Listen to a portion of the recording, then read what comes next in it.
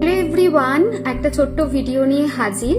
গতকালকে আমি যে সান প্ল্যানেটের পুরো সিরিজটা দিয়েছিলাম, সেই সিরিজে আমি বেশ কিছু জিনিস মিস করে গেছি, যেটা তোমরা পয়েন্ট আউট করেছো। তো ভাবলাম আজকে সেটা নিয়ে একটু কথা বলা যাক।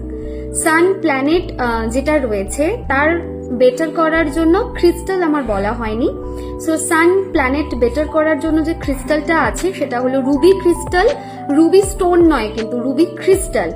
এছাড়া সানস্টোন ক্রিস্টাল খুব ভালো রেজাল্ট দেয়। সিট্রিনও কিন্তু সানকে বেটার করতে হেল্প করে। জুপিটারকেও পাওয়ার দেয় citrine, at the same time সানকেও কিন্তু বেটার করে।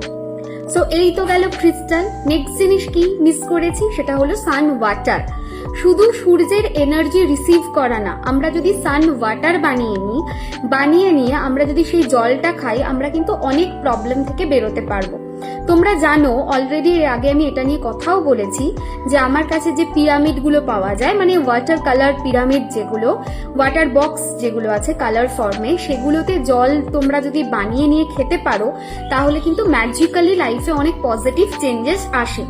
যদি সেটা নাও করতে চাও, প্লেন তোমরা জল, মানে প্লেন একটা ওয়াটার বটলের মধ্যে জল ভরে রবিবার দিন রেখে দাও, সারাটা দিন সূর্যের আলোকে আসতে দাও বটলের মধ্যে। বটলের মুখ মানে টাইট করা থাকবে, এরকম না যে বটলের মুখ খোলা থাকবে, না, একটা প্লেন ট্রান্সপারেন্ট বটল নাও। বটল নিয়ে তার মধ্যে জল ভরে নাও, খাবার জল। তারপরে মুখটা এঁটে রেখে দাও। সান ওয়াটার রেডি হয়ে যাবে। রবিবার দিন এটা করবে, সারা দিন এটা থাকবে। মানে সকালবেলায় তুমি বটলটা রেখে দিলে জলে, আর বিকাল বেলায় সূর্য অস্ত যাওয়ার পর তুলে নেবে।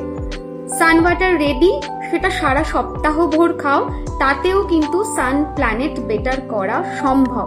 সো বাচ্চাদেরও এটা খাওয়াতে পারো একদম ছোট্টবেলা থেকে। সান ওয়াটার আর মুন ওয়াটার, এই দুটো কিন্তু জীবনের পার্ট হয়ে যাওয়া উচিত। তো এই ছোট্ট ছোট্ট দুটো জিনিস মিস করে গিয়েছিলাম, সেটা আমি এখানে অ্যাড করে দিলাম।